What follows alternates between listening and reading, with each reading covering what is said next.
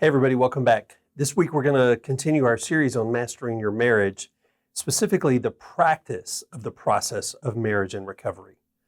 And I want to start with a question about what makes for a good marriage. Many marital researchers use a term called masters of relationship or something like that. And what does that really mean? Are great marriages born out of just dumb luck or reading a book or even 6 premarital sessions before we got married and before we said I do? Well, cognitive psychologist Anders Ericsson would say absolutely not. Ericsson has spent his career researching why some individuals are better at certain tasks than others. His scholarly aim was to answer the question, when someone is very good at a given thing, what is it that actually makes them good? He didn't study relationships, but I think his work really applies to those of us that are trying to become masters of relationships. One of his studies involved violinists at the Academy of Music in Berlin, and he divided the students into 3 groups. And the first group were those that were tagged as world-class violinists. The second group were those that were just really good, and the third were those that just planned to become music teachers. And what he discovered was the future music teachers logged about 4,000 hours of practice in, roughly by the time they were 20. The very good violinist had logged in about 8,000 hours, but the world-class violinist logged in more than 10,000 hours. He also studied pianists with much of the same results. Malcolm Gladwell oversimplified Ericsson's research, but did make it popular in his book Outliers a few years ago. And it's the basis for the 10,000 hour rule that he describes in his book. This idea is often misunderstood and misquoted, but the point that Gladwell and Ericsson were trying to make is that you have to put in the time. And of course, there are other factors. We know when it comes to athletes and in certain other types of performances, genetics plays a role. Look at twin studies. There's a bunch of those that prove this. It doesn't matter how much I practice. I'm not going to be a great singer. I'd just be happy to be able to carry a tune in the shower. We know in a lot of areas, especially in relationships, especially in a marital or a long-term committed relationship, emotions play a critical role in our learning. Trying to keep emotions out of your learning is going to be disastrous, just as the opposite extreme is unregulated emotions can be disastrous as well. So emotions play a role. Third is vision. Having a positive mental picture of what you're trying to accomplish is remarkably effective in all areas of our life, especially in the kind of relationship, the marital or the long-term committed relationship that you want to have. And last, we know that motivation might be the single biggest factor in our learning. Practice takes on meaning and relevance when the goal is connected to clearly defined outcomes. But it just so happens that those who rise to the top, or in our case, become masters of relationship, do so through something as basic as deliberate practice. We've all heard the saying, practice doesn't make perfect, perfect practice makes perfect. Ericsson's research shows that it's not a matter of just ability, but rather of motivation and grit to be an intentional learner. It's recognizing that there's always room for improvement. Relationships are not static. It takes a lot of time and dedicated practice to master relational skills. But that's not how we're taught. It's as if the whole world works against mastery. Instead of teaching the value of lifelong learning and deliberate practice, we receive messages about immediate gratification and how we can best get my needs met. Remember from last week in part 1, we talked about 3 different goals. One was the need to stay focused on setting realistic expectations for ourselves and our partner. And we also need to learn to practice the art of getting it right, not being right. And last, we have to resist mediocrity. Most of us will struggle with one or more of those at different times in our lives, but it's just something to help us guide our way. It's not a matter of how well we're doing, rather it's a matter of how well we're doing what we're doing.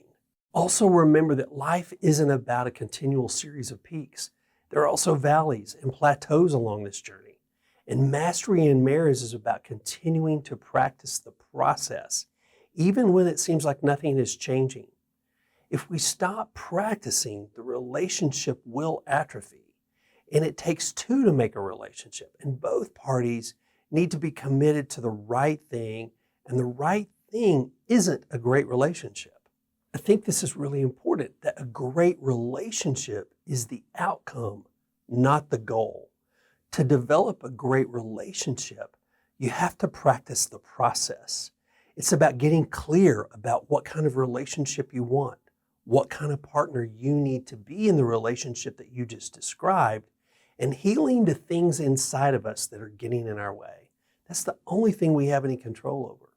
It's practicing the behavior of respect and generous listening, learning how to handle conflict, and the continual process of learning how we can do it better next time. So here are a few tips on how to master the process of having a great marriage.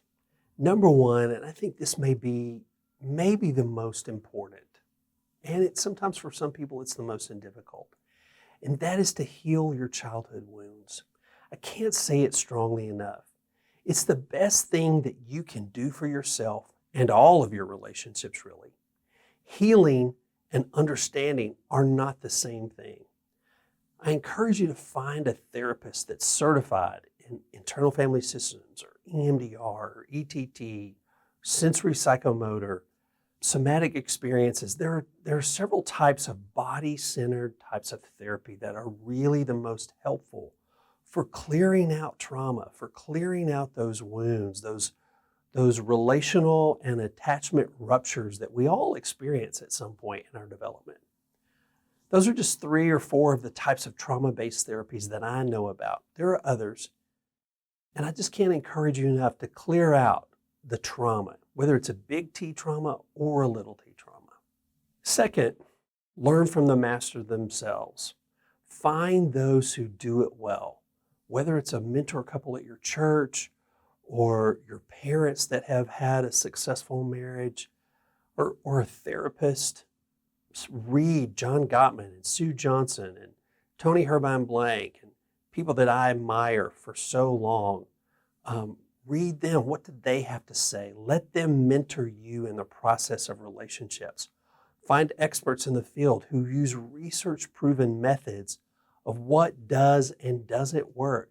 Let them help you identify what you're doing well, and then what are the areas of growth that you need to be working on. We can't heal these relational wounds in isolation. You know me, I'm a book lover and I love to read, but I also know and value the importance of a guide or a mentor, my own therapist, a small group. You can't do this alone, but find some people that have gone before you that will mentor you or teach you, guide you, and it can be really helpful for yourself, for your own relationship with yourself, and for the relationship that you're in. Third is practice. We typically think practice is a verb. It's goal-oriented, like you practice to learn to play the guitar, or you practice to learn to play tennis, or practicing to learn your multiplication tables once upon a time. For those who want mastery, however, practice is a noun. It's not something you do, but it's rather something you are or you have.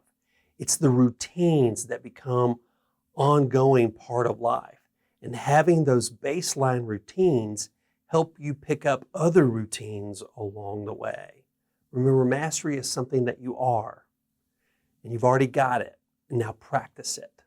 And fourth is intentionality. Masters of marriage or masters of relationship are intentional in the process. Learning just becomes a way of life for them. They don't assume that they've arrived, and they are curious and have this beginner's mind, which is open to the scriptedness and the awkwardness that comes with learning something new.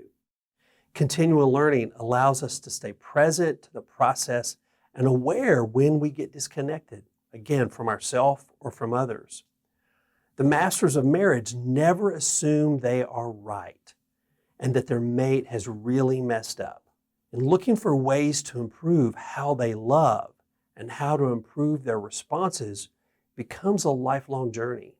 Intentionality provides a lifelong commitment to practicing the practice of marriage. Intentionality is about taking the lessons learned from good instructors and mentors and implementing those rituals of cherishing and connection and making them a lifelong practice. I talk about this with my clients frequently, and I realize that for many of you, it might be something new, and that beginning to practice the practice of marriage might be a new concept. But it doesn't make it any less critical for a great relationship. Breaking out of our same old routines requires having that beginner's mind and dedicating yourself to a deliberate practice. And part of our hope at Affair Recovery is that we can impart lifelong rituals that will help you become a lifelong learner about yourself and your marriage. If you're a wayward spouse and not sure about where to start, I'd encourage you to go check out the Hope for Healing course offered by Affair Recovery. You will get a time-tested and proven process with lots of support and guidance. You can check it out at the Affair Recovery website under the Programs tab. Thank you so much for your time this week. It's always good to be with you. Take care, and I'll see you again soon.